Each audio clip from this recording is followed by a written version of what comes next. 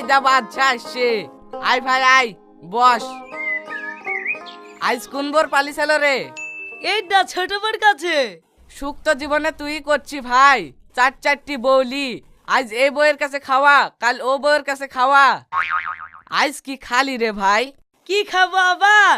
ওই ছোট বউটা বাজার থেকে ইলিশ মাছ লেসছিল, ওই 3-4 পিস খানু। আচ্ছা ভাই, তুই তো কোনো কাজকর্ম করিসনি, এত ভালো মন্দ খাবার আসে কুঠ থেকে রে? আমি কেনে কাজ করতে যাব? 2 বিঘা জমি ছিল, মাঠে যাওয়ার ভয়ে 4 বউকে 10 কেটে করে দিয়ে দিয়েছি।